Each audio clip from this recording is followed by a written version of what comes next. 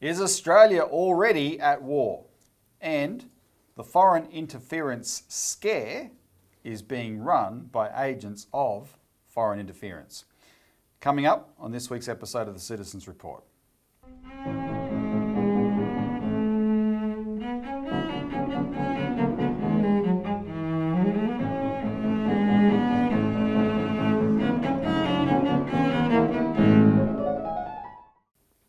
Welcome to the Citizens Report for the 14th of September 2023. I'm Robert Barwick and I'm joined today by Citizens Party researcher and editor Richard Bardon. Welcome, Richard. Thanks, Robbie. In today's episode, we're going to be talking about some important articles actually that we've covered in the Australian Alert Service, Richard, our weekly magazine, which people can get a copy of, but you should also subscribe to. One written by you about how far Australia has actually engaged itself in the war in Ukraine. Actually a war against Russia.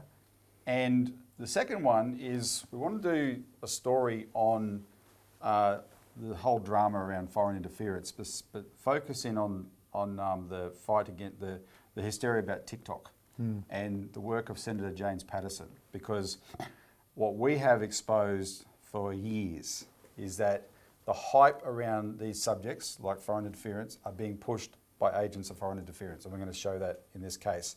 But first, help us get the message of this show out. The way you can do it is like the show on YouTube here, share it as widely as you can, subscribe if you're not a subscriber, and remember to ring the bell icon. Comment below, please, that's really important for get the conversation going. And also there's a donate button down below where you can help donate to our campaigns, because even though they're not the headline acts today, I'm about to start talking about those. Our party does a lot of amazing work thanks to the support of Australian citizens. We are the Australian Citizens Party. So we need your support, and you can help us in that way.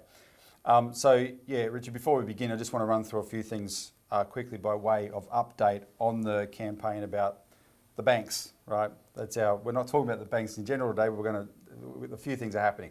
First of all, the branch closures campaign is heating up. So next week, there are 3 hearings on the Senate inquiry into bank branch closures in regional Australia. One in Launceston on Tuesday, Canberra on Wednesday, and Junee on Thursday. And Junee is the town that made all this happen. And I'm going to be going to Junee. Glenn Isherwood and I are going to these hearings. I'm really looking forward to visiting Junee, New South Wales, because when it was that town that decided to do something about this. And the fight is what attracted the attention, and the attention from the media is what attracted the attention of the politicians.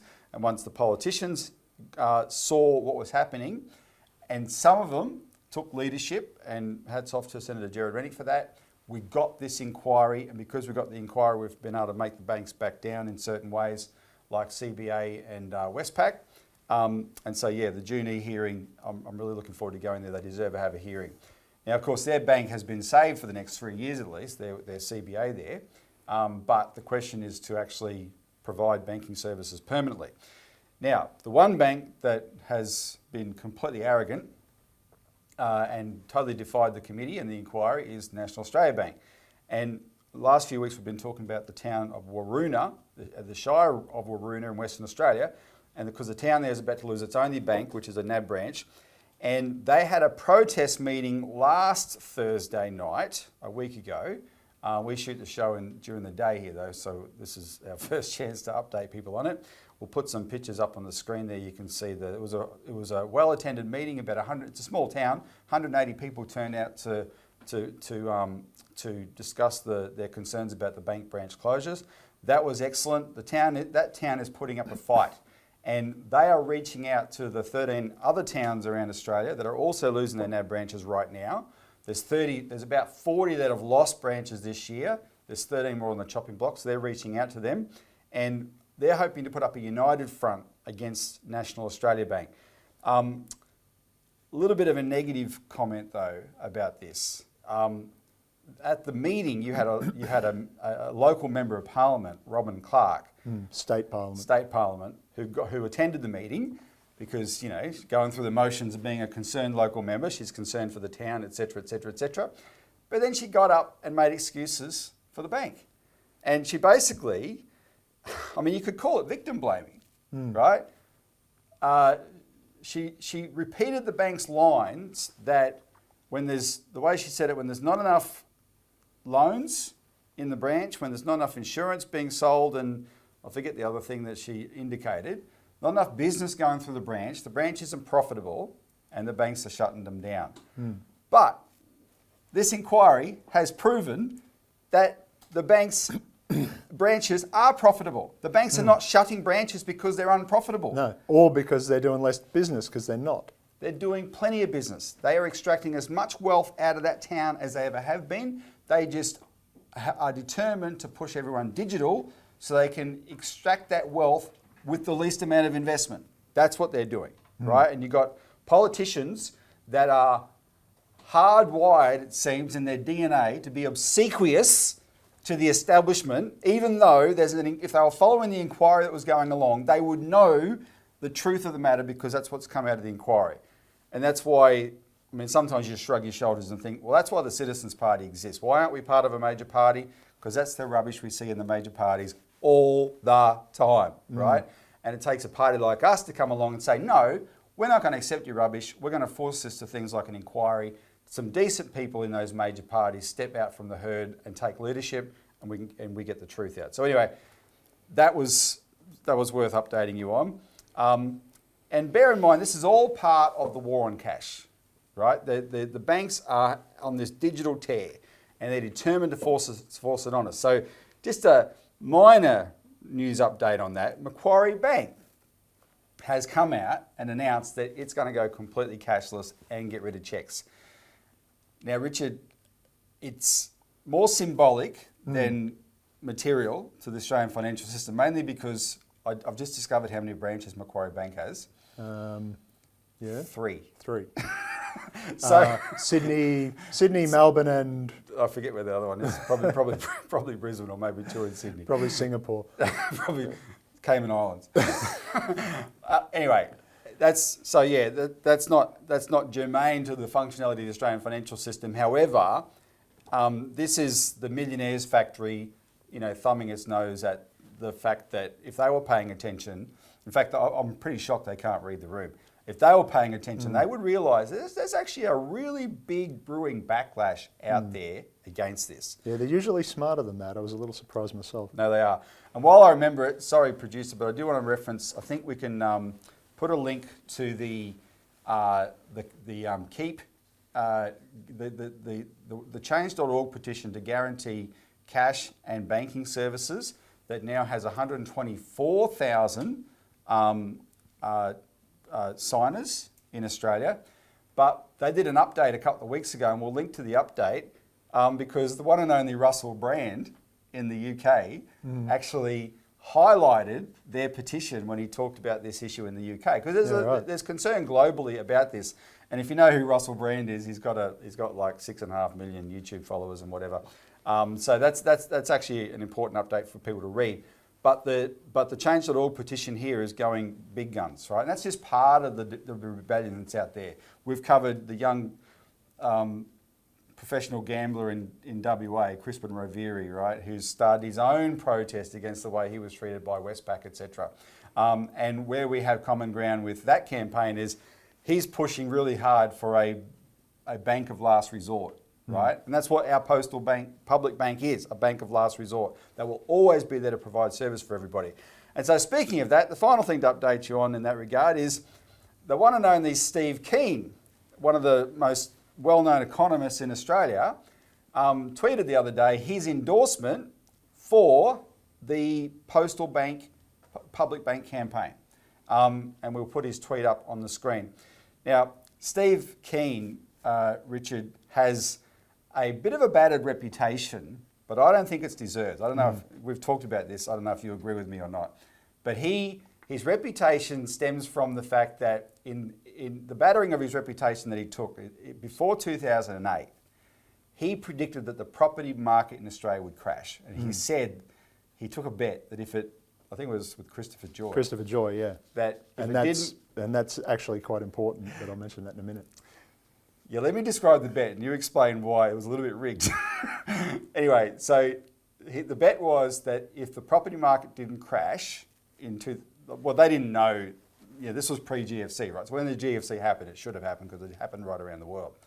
The bet was that Steve King would have to walk to the top of Mount Kosciuszko, right? In board shorts, I believe. Yeah, and he officially lost the bet. But why is the Christopher Joy side of that important? Well, because the property bubble would have collapsed were it not for the government's extreme interventions to save it. Yep. And what was not disclosed, and presumably was not known to Steve Keen, was that Christopher Joy was the guy in there writing those policies. That's right. So he knew what the government was going to do. And that's the thing. Nobody in Australia, nobody around the world could predict the lengths the Australian government would go to prop up our property bubble. They threw out all the free market rules. There was massive intervention, and Christopher Joy directed it. The guy that Steve. Anyway, so the only foolish thing Steve Keen did was take a bet against Christopher Joy. But he's actually quite. We don't agree with him on everything, but he's quite a thoughtful economist in many ways. This is an area that he and us definitely agree on the need for a public bank, and so that's excellent. And he's now part of a group of there's actually a collection of economists who've actually endorsed this idea generally. There's a general support out there for the idea of a public bank, a postal bank idea, including said Christopher Joy is one of those, and that's in our material there. They came out in 2014 and talked about, Christopher Joy was part of a group of 5 economists that came out talking about maybe we need this kind of institution, right? So anyway, that was very happy that Steve Keen has publicly endorsed that, and more people need to get on board. This is a moving train, and we've got a few months now. The inquiry into bank branch closures, this is coming up all the time at the inquiry, that there's a solution for a postal bank, and that is due to report in December. So we'll see what they have to say about that. Okay, so we used up a bit of time there, Richard. Let's get onto the main stories of the day, because they're actually much more serious. Is Australia already at war? And I think people, when they hear us talk like that, before you think of it in an academic way, take the time to stop and think what it means. Because wars happen, and when they do, they are hell, right? No truer words were ever spoken than war is hell, right? If you're in Ukraine right now, war is hell. If you're in Iraq for the last 20 years, it's been hell. Syria, hell. Pro Libya, as we were discussing. Yeah, half the country's underwater, it seems. Half the country's underwater, and it ain't climate change. Nope, it's because the Americans and French and whoever bombed all their infrastructure, and nobody's operating it, and they got record rains, at least recent record, and the dams burst. They created a failed state that can't look after things like infrastructure, and now the dams have burst and it's washing everything away. That's the legacy of war. So the question is Australia already at war? Now, we know, Richard, the Australian government supports Ukraine against Russia. Everyone knows that, and they've backed that up with $1 billion of aid so far, right? We're in a cost of living crisis, massive fights over, investing in housing and all that kind of stuff. But no worries with $1 billion to Ukraine. I want to play a quick video just to highlight the kind of people we're supporting over there. And what's this gentleman's name again? His surname's Podolyak. He's Mikhail Podolyak. Yeah, he's the pretty much the main advisor to President Zelensky. So this is Volodymyr Zelensky's main advisor. It's just a 20-second clip, but he's talking about his opinion of the intellect of Chinese and Indian people. В чем проблема Индии, Китая и так далее? Проблема этих стран в том, что они не анализируют последствия собственных шагов. Слабый интеллектуальный потенциал этих стран, к сожалению. Да, они вкладываются в науку. Да, Индия послала сегодня луноход, да, и уже ездит по поверхности Луны, но это не говорит о том, что эта страна точно понимает, что такое современный мир. Yeah. So it doesn't matter that they've put people, equipment on the moon or whatever. Essentially, they're subhuman. That's the gist of that. So, Richard, if you're an Australian who's going to vote no to the voice, the Labor position here would like to be that you're a racist, even though they're trying to backpedal on that. But that's the way politics is played in Australia. Oh, you're a racist. But if you're an actual racist Ukrainian who thinks Indians and Chinese are subhuman, here's $1 billion, right? That's what we're doing over there. And we shouldn't be surprised. Last year we highlighted it numerous times on this show, and this is just one I keep coming back to because I'm outraged that no one ever comments on it. The week the war started, both the Prime Minister then, Scott Morrison, and Albanese got up in Parliament, and in supporting Ukraine in that conflict, they said that they'd both met with Stefan Romaniw from the Federation of Ukrainian Australian Organisations, whatever they're called. But the real reality with this Australian Stefan Romaniw is he was the immediate past global chairman of the Organisation of Ukrainian Nationalists, B. And what does that mean? The B stands for Bandera, as in Stepan Bandera, the infamous genocidalist Ukrainian nationalist who collaborated with the Nazis and later with MI6. But during World War II, the oun-b and its associated organisations and paramilitaries slaughtered hundreds of thousands of Poles, Jews, Russians, anyone who wasn't their idea of what a Ukrainian ethnicity should be, because they thought they were subhumans. And then and nothing's changed. That ideology, as you saw with Mr. Podolyak, nothing's changed. Nothing's changed. And if people wonder about this conflict in Ukraine between Eastern Ukraine, which is the Russian-speaking, and Western Ukraine, the things that poured fuel on the fire was not just the Maidan uprising with all these Banderites overthrowing an elected government in 2014, but then doing things like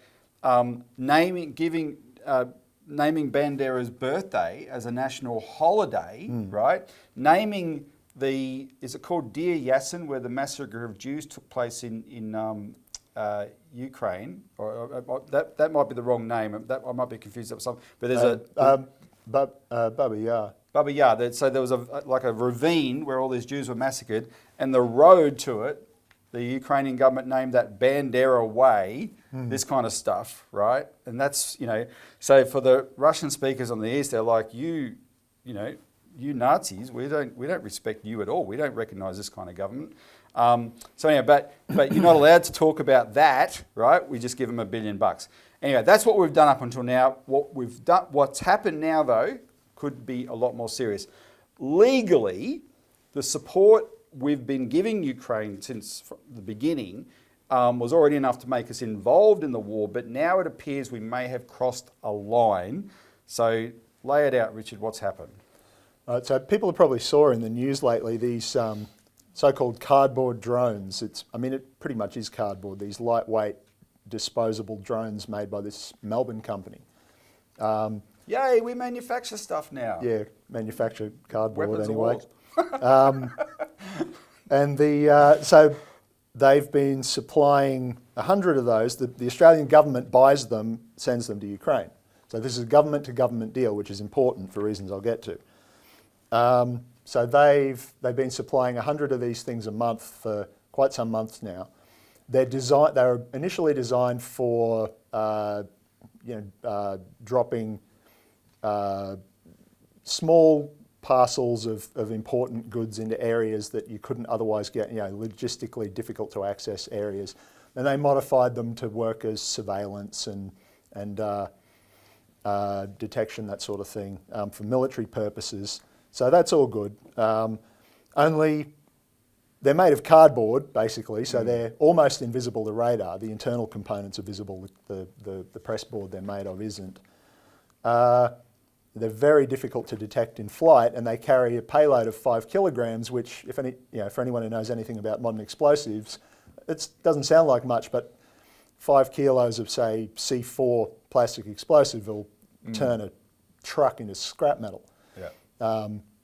That you can put it in your pocket. And we've on I'll make sure we've been playing footage of the actual drone. You can see, and we'll get the stuff offline. You see that it's got a certain size. It can clearly carry something of that kind of 5 kilo weight or whatever. Yeah, and so of course the Ukrainian military adapted those to basically turn them into very, very slow and small but very stealthy cruise missiles effectively. You pre-program them with a set of coordinates and a flight path, and that's where they go. And so they've been using them as kamikaze drones to attack.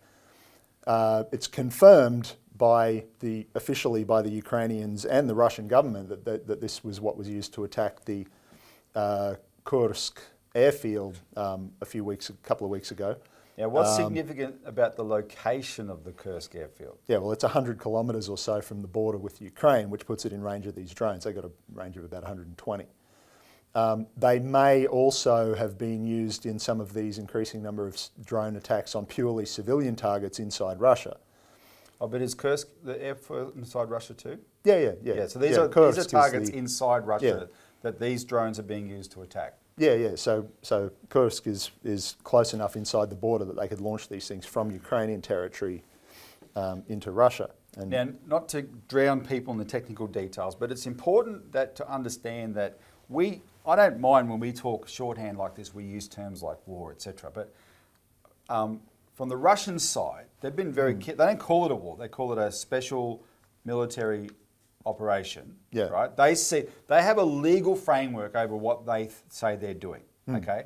And so they are responding to, and we'll talk more about that at the end, but they've got things they're dealing with in Ukraine. They're calling it a special military operation. If you want to say they're full of crap and whatever, it's a war, well, Americans have been using that kind of ploy for decades as well. Yeah. Vietnam was a police action for years. All this sort of stuff, right? So whatever. So that's what they're, so there's, so when we are supplying something that's actually crossing the Russian border and attacking targets inside Russia, these are acts of war, suddenly we're doing something quite serious.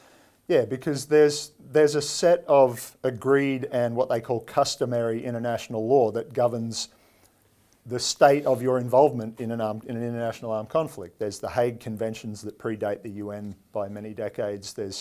And then there's the Geneva Conventions as well as a framework in the UN Charter and so forth. But the upshot is that there's neutrality, and you can forfeit that in various ways, which we already did from the get-go, by supporting Ukraine with money and aid and trade sanctions against Russia. But see, I neglected to mention this in the article actually, but one-sided trade sanctions are themselves an act of war against one belligerent but not the other. So we were already technically a co-belligerent in that respect back then, but we're not militarily involved. And Russia, as you said, is using this legal framework where they've stated their policy and that they will only interdict these weapons shipments once they enter Ukraine. But, we're sending them drones now, have been for a while, but now we know they're being used on attacks inside Russia's quote-unquote legal borders, as people put it. It's internationally recognised, undisputed borders. And we know they're going to keep doing that, and we're going to keep sending the drones anyway. That's an escalation to co-belligerency under these standards. Military co-belligerency, not just whatever we do. As in you're an active participant in that war. It doesn't matter if you've got soldiers on the ground or not. Yeah. Now, under a strict reading of those laws, you could say, and many have said, qualified experts, not just observers, so to speak, like us, but saying, look, just the act of government-to-government provision of weapons and logistical support is already co-belligerency. You can legitimately argue that under what they call a black letter reading of those laws. But by any measure, we are now, were Russia to choose to enforce, say if they upgraded it to an actual war under their terms, there's nothing in international law stopping them from hitting those shipments of drones on the dock in Melbourne, or maybe even the factory that they're built in, right? Because our government has made us a participant. They've made us a target, and for what? To support People who that. think, yeah, exactly, what we showed before. And so the question is, have Australians been asked, do we want to go to war? Right? Because no, of course not. Especially not with a nuclear armed superpower, I might add. Well, 100%, exactly. And just to wrap this up, it's worth, there's been this, we had a very useful briefing this morning about the overarching geopolitical dynamic around this war. And there's some important signs that people need to pay attention to. We won't go through all the details here, but the signs are that NATO is getting itchy feet here. The term was they're experiencing donor fatigue. The people who like Australia have been putting up the money for this war are getting sick of it. Some people are expressing frustration at Zelensky being a bloviator, right? And more people, and this is the most crucial thing, Richard, including the head of NATO himself, Jens Stoltenberg, are just in their public discourse admitting that this war was never about Putin conquering Ukraine just because he's this mad Vlad, right? And after Ukraine, next, all of Europe, right? That was what, we've heard that for 18 months. But one thing, keeping Ukraine out of NATO, and Stoltenberg himself, a lot of people have been saying that in the last few weeks. Stoltenberg himself admitted, this was just about keeping Ukraine out of NATO. Yeah. And what was so unreasonable about that? Which is an admission that they were, which everybody knew anyway, but that their objective was to bring Ukraine into NATO and put their weapon systems on Russia's border and all the things that Russia said. Yep. But it's also worth mentioning that this is why Russia calls it a special military operation and not a war per se. Because remember, this has been going on for 9 years. The 2014, February 2014 coup, followed by the secession of the eastern Ukrainian regions, the Donetsk and Lugansk People's Republics, as they call themselves. And the Ukrainians have been continually shelling those civilians in those areas this whole time. Just terror tactics, just punitive, just revenge, and Russia intervened when it did because the Ukrainian forces were massing with NATO support for a huge attack on the key population centers in one of those republics. And so they intervened to stop that. And Putin said at the time something to the effect of, well, if the responsibility to protect is all right for you, then it's certainly all right for us, given this is our neighbours, our own people who just happen to have ended up in a different country because of the division of the borders when the Soviet Union broke up. So and they had limited objectives. The denazification, demilitarization of Ukraine, and no NATO, which is part of the demilitarization because it was NATO that was militarizing Ukraine against Russia in the first place. So that's why they call it what they do and behave the way they do. And it's interesting you say responsibility to protect, which is this doctrine that justifies interventions. And what were we talking about earlier, which is the most famous example of the responsibility to protect intervention? Libya. Yeah. And they destroyed the most advanced country in Africa. All right, so we're going to move on, but just because it's sort of in relation to this, it's worth mentioning that Australia's position keeps getting shored up, right? Because the Europeans are getting sick of this, but we're not hearing any signs about that from the Australian government. We're gung ho on this, right? Or the media, because all the media. Well, everyone who's watching this probably knows why. Well, we are all the way with the US alliance, but both good and just two quick updates. One good, one bad. Next week, there's a delegation of Australian parliamentarians that are going to the US Congress to meet congressmen, both Democrats and Republicans, for the freedom of Assange. And this is, to my mind, this Assange issue is the Achilles heel of this relationship, because the only reason you're getting this, and it's led by Barnaby. I mean, Barnaby, Saint Barnaby, is, you know, he's just, when he's right, he's right. Let's put it that. We'll give him that, right? When he's right, he's right. And he's no holds barred. Like, this has got to end. And so they gave a press conference this week in Parliament saying that this is what they're going to do. And it's Barnaby, it's Monique Ryan, it's Liberal Senator Alex Antic, it's two Greens, David Shoebridge and Peter Whish-Wilson, and it's two Labor, Josh Wilson and Tony Zappia. So cross-party, right? Pretty much everyone's represented. Now, I want to play a very short clip from a Sky News broadcast where the former Trump Chief of Staff, Mick Mulvaney, was being interviewed by Sky News in Australia, and they raised this with him. It's just a few seconds. Listen, they said, how do you think this is going to go? Listen to his response to this idea that an Australian delegation is going to come over and advocate for Assange. I guess the question is why? What's the constituency? What's the argument for why Julian Assange needs to be treated differently than he has been? I understand there's a group coming. I'm familiar with that. I don't know what the message is that they're going to be delivering. It's going to be a very tough audience because Assange is not very well liked by Democrats or Republicans alike. Now, what you see, Richard, there is a massive gulf between what's in the... He said, oh, no one's going to be interested, right? They don't like Assange. So the Australian Parliament... Why are the Australian parliamentarians going, though? Because the Australian people are sick of this. He's an Australian. He's the most famous journalist in the world. The more they hear about him, the more proud they are of him, right? They know he exposed war crimes. In fact, that was on Australian Story on Monday night, the story of Dean Yates, the former Reuters bureau chief in Baghdad, right? They told his story about how the Americans lied to him about what happened to his staff, and it was WikiLeaks that exposed that. This is the guys who were machine gunned by an Apache gunship for no reason at all, except...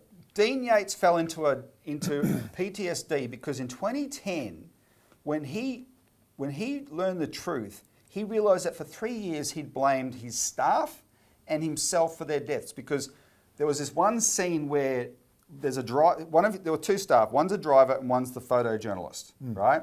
And so the photojournalist has a camera with a long lens, and in the footage you can see he even lifted up, and the Americans use that as an excuse to say that's a gun and blow the crap out of said, it. oh, they thought right? that was a sniper scope. Exactly. And then the other thing is the Americans didn't show him the full video.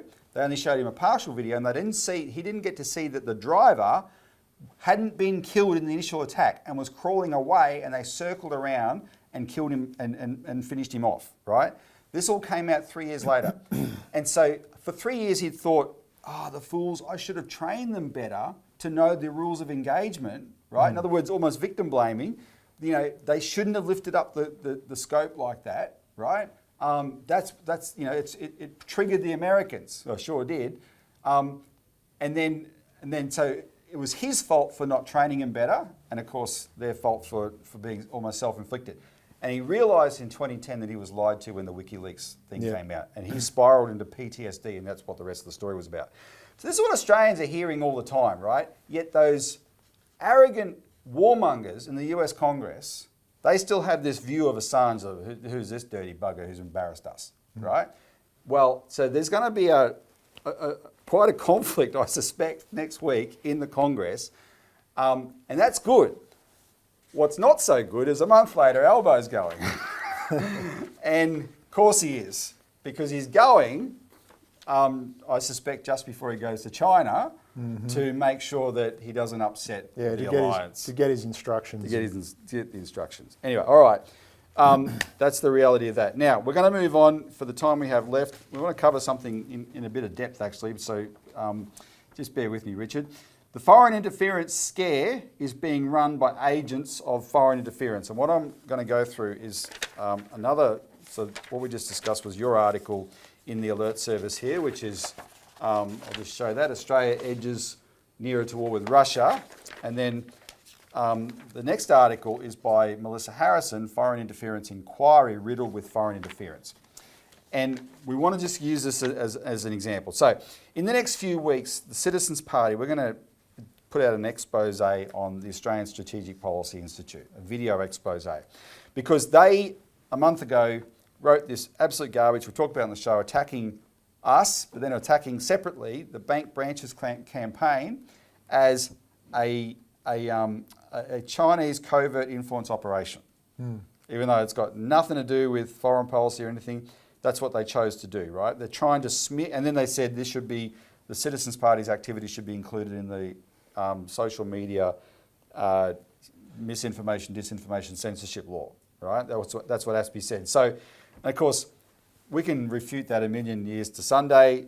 Since 2014, Richard here has done virtually nothing but debunk ASPI claims, except instead of wasting all your breath on the details of what ASPI is crapping on about, you just got to point out the fact that if they're accusing us of foreign interference, it is laughable because they are the biggest agents of foreign interference in Australia, right? They get all their, not all their funding, but a third of their funding comes from American government and American defence contractor sources, right? That's ASPI. And big tech, which is relevant for this Absolutely. story. Now, I included big tech under the, I did the calculations. It is roughly a third, but that includes big tech. The reason I call them defence contractors is they actually are. They all contract to the CIA and or the Pentagon, so yeah, fair enough. They absolutely do. So the story this week by Melissa is about Senator James Patterson's jihad against TikTok and WeChat. Now, before we begin, how do you feel about social media, Richard? What's this show rated? Like, we don't. This is what you're about to hear is not a defence of social media. It sucks. The world. Well, I recently quit Twitter. That's what I think about social media. The world would not be worse off if it was 25 years ago and we didn't know this stuff, seriously. But it is. We're not going to turn it off now. But so this is not about that. But this is about the people that are singling out TikTok and WeChat. And bear in mind, as I've said the last few weeks, this hysteria about foreign interference began with Hillary Clinton blaming the Russians for the election of Trump because they couldn't stand the fact that they had lost the election to him, right? They couldn't, and it wasn't about partly it was about the embarrassment of losing to Trump. More importantly, it was not wanting to recognise the fact that how angry must the American people be at the powers that be to try and to be prepared to burn down the House by electing Donald Trump. That's what they didn't want to look at. And so, because they want to protect the system that the American people hate. And so they had to come up with an alternative explanation that was, foreign interference, the Russians hacked the election, right? So that started in 2017. In 2019, Little Labor in Australia followed on like little lapdogs, and they set up an inquiry into foreign interference through social media in the Australian Parliament. That lapsed, but then last year, Senator James Patterson revived that inquiry, and he made it a vehicle to attack TikTok and WeChat. Now, and the premise is that even though all the big social media platforms are foreign, and they're mostly US, and they all collect data, copious amounts of it, it's TikTok and WeChat that are sinister because they're from China, whereas Facebook, Twitter, Google, they're benign. Right? That's the premise here. And it played out in the inquiry. In the hearings, Patterson gave the United States owned platforms like Meta, which is Facebook. I'm still not used to calling it that. And whatever the others. Facebook and Instagram, I think Meta. Gave Instagram, etc. Gave him a free ride. But he was absolutely aggressive on TikTok. WeChat didn't even bother to turn up. They don't have any representatives in Australia. They don't have any representatives, and they said they don't turn up anything. But he gave TikTok the rounds of the kitchen, and he did. It was typical politicians' ploys, right? Yes or no, and then ask a complex question, and it requires a complex answer. And when they don't answer yes or no, then you're obfuscating, you're not telling the truth, blah, blah, blah, right, this sort of stuff. He made claims that were patently false and just damn ignorant, such as saying that TikTok and WeChat were based in China, which is actually not true. They're both based in Singapore. WeChat International is based in Singapore. It's just that, and you might explain this, both of them have Chinese they were Chinese created, but the way it works is they have these Chinese counterparts and they operate under different arrangements than the other ones. Yeah, and the companies are set up specifically to enable that. The parent company of WeChat, I forget what it's called. ByteDance? No, that's TikTok. Tencent. Yes, thanks. Tencent. So it's based in China, but so it follows Chinese domestic laws, but it sets up its international subsidiaries with all their operations in other countries or countries that are party to various agreements, so that they can operate according to those countries' laws. Yes. They do it the right way. And it's called WeChat International. It's based in Singapore. And the reason they even have an international one is because it's such a good app. If you like this stuff. Yeah. Elon Musk is jealous of WeChat. Yeah. Because it's such a good app. The whole Chinese diaspora, which is the biggest in the world anyway, who want to communicate back home, they all want to use it, right? And so they found a legal way to do it, all above board. It's based in Singapore. Yeah, and then TikTok is the internationalized counterpart of a Chinese social media platform called Douyin. Douyin, yeah.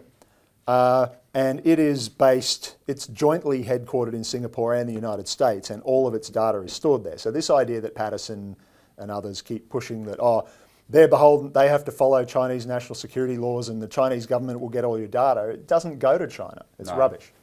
Neither company's data goes to China. So Patterson earlier this year went on Sky News to frame TikTok as a national security threat. But this was after the inquiry ended, right? We have proved TikTok's a national security threat. But TikTok pointed out that they had invited the committee to come and tour their facilities, observe their data security, observe their content moderation practices, right? Come and look at how we operate. And guess what, Richard? They said no. They weren't interested, right? This was a stitch-up. This was a kangaroo court, right? They had an objective in mind. Patterson demanded, throughout the hearings, Patterson demanded TikTok admit that its China-based employees are subject to Chinese law. So TikTok replied, well, yeah, but that's true of any company in China. And they cited Australian banks based in China who have data, which is also Australian data. Those employees are subject to Chinese law. Australian telecom companies in China are subject to Chinese law. Why? And all the other social media, any other social media that's in China is all subject to Chinese law. That's why Facebook's banned in China, because they refused to comply, so they were shut down. There you go. And when they pointed that out, Patterson spat back, I'm not asking questions about other businesses. I'm just asking questions about TikTok. You can't speak to the operations of other companies. And I saw that quote. I'm picturing a slick lawyer in a criminal trial in the deep south, right, trying to keep the witness on track. Patterson, on 19th of July, Patterson went on Sky News to claim that TikTok had failed to meet a deadline 5 days earlier on the 14th of July, which was to answer the committee's questions on notice. And he issued a stern warning that he would report non-compliant witnesses to the Senate for further action if necessary. And Sky News even added that this could result in fines or jail time. And as an aside, this question of defying a Senate inquiry is something that's dear to our heart. I was talking to John Adams on this when I interviewed him a month or so ago about the ASIC inquiry.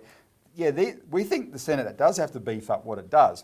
But in this particular case, Patterson was grandstanding because he did not divulge that he'd given TikTok only 3 days to answer 15 questions on notice. Now, I've been going to all these Senate hearings on bank branch closures, right? And the chairman will listen to the witness, and then when he dismisses him, he says, any questions on notice you've got, and it's like 3 weeks standard to answer questions on notice. Patterson gave them 3 days to answer very complex questions on notice. These are the required technical answers.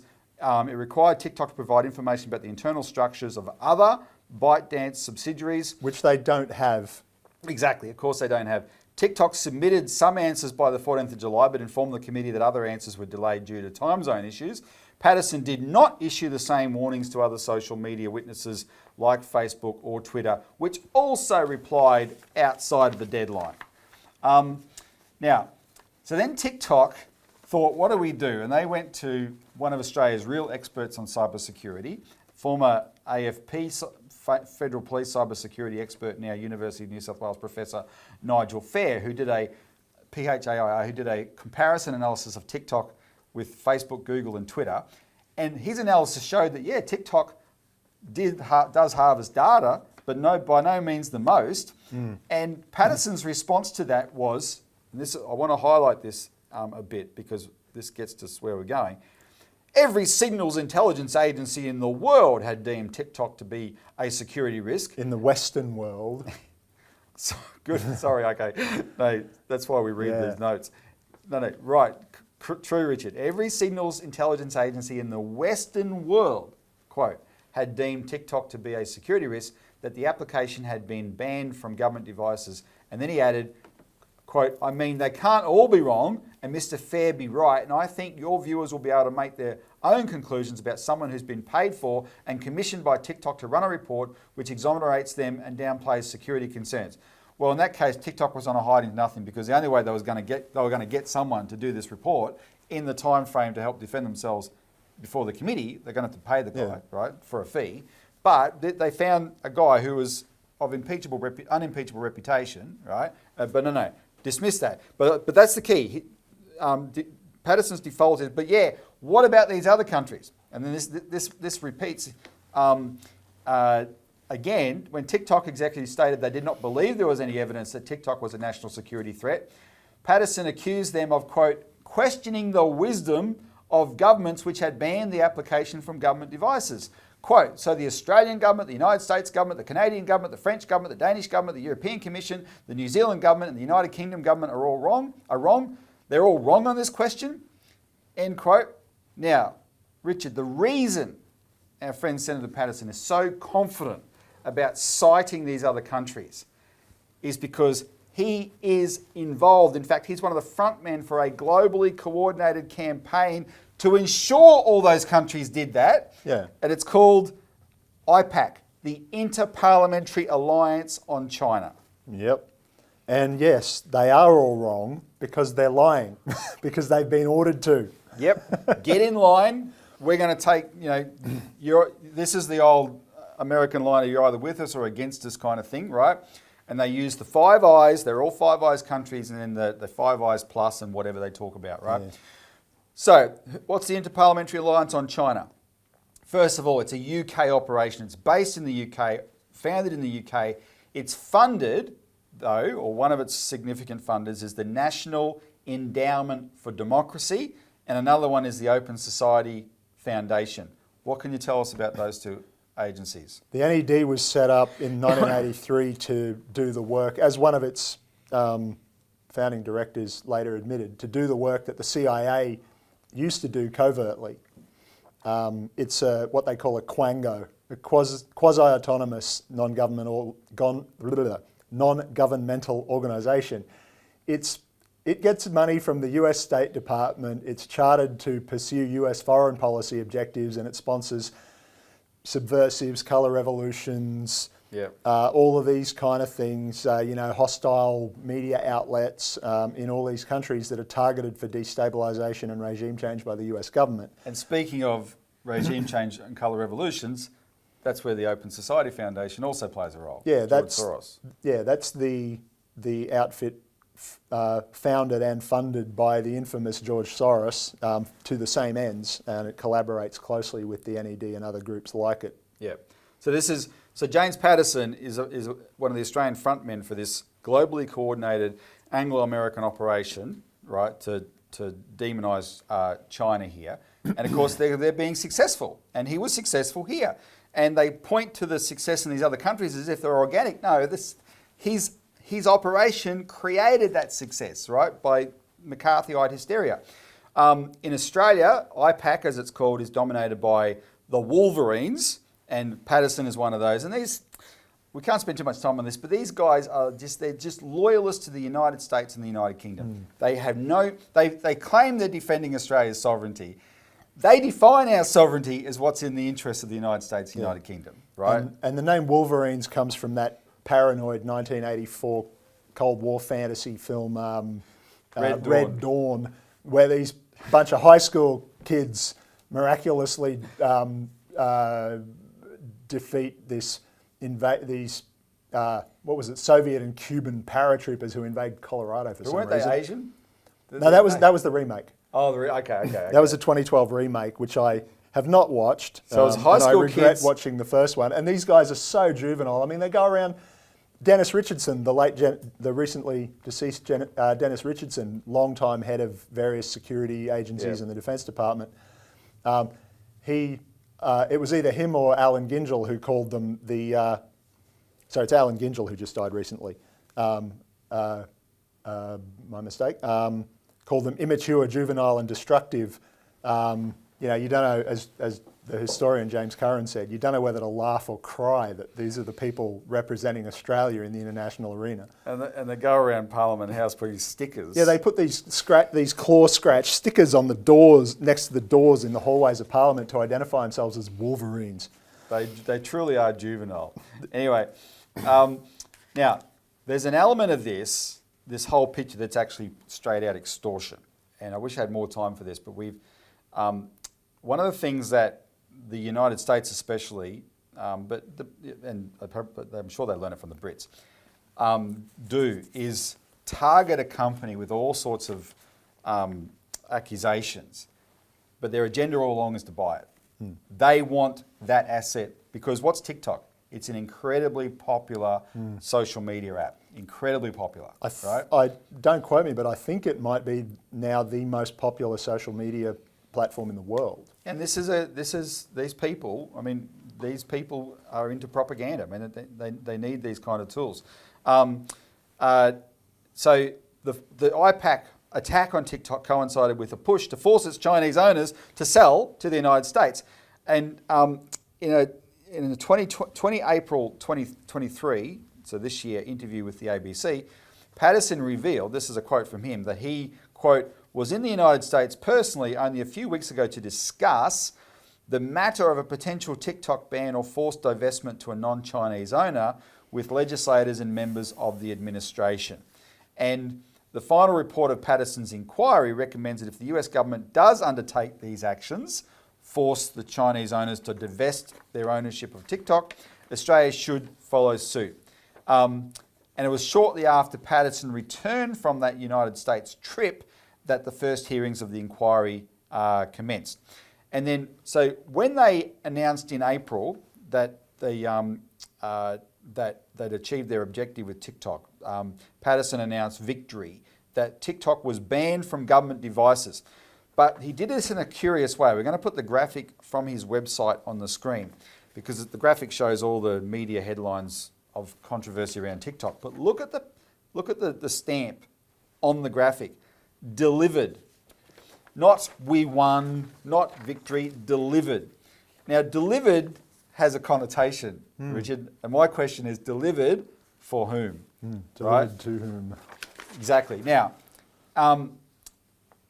in March, the Washington Post, and here's an example of who we delivered for, revealed, this is one example, TikTok competitor Facebook had paid a PR firm to smear TikTok as a threat to America's kids.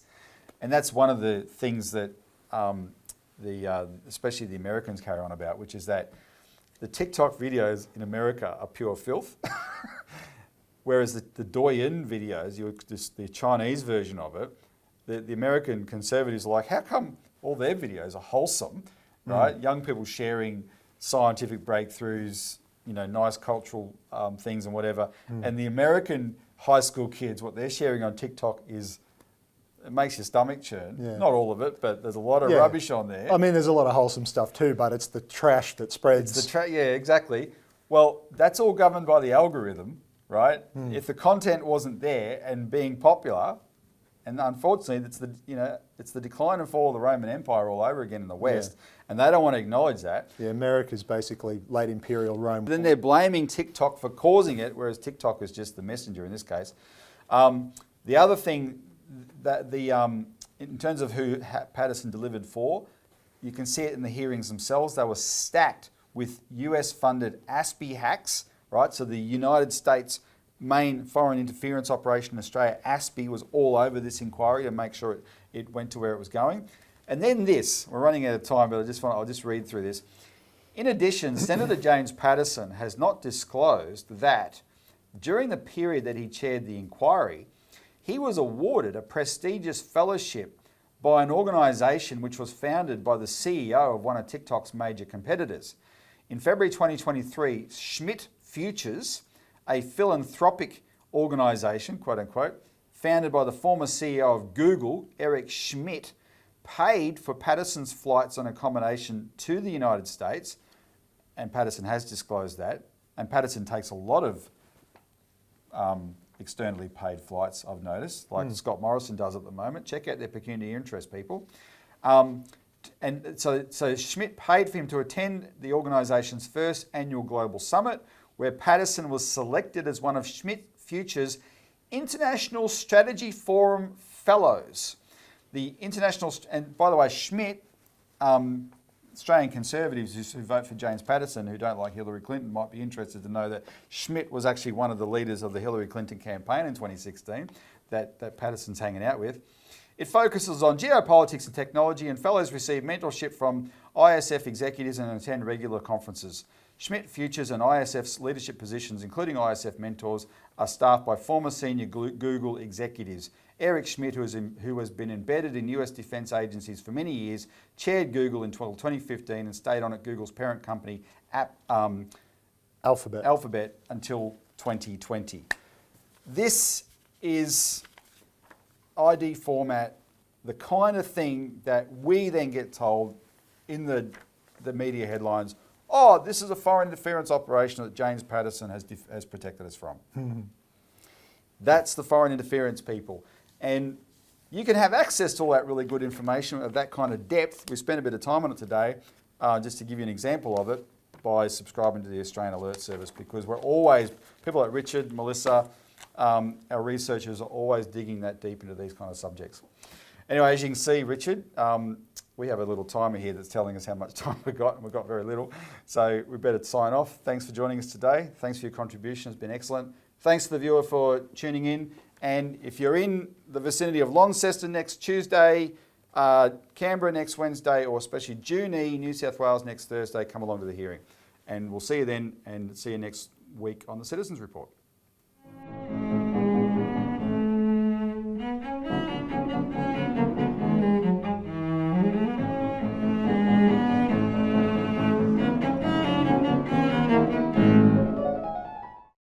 Authorised by Robert Barwick, Citizens Party, Melbourne.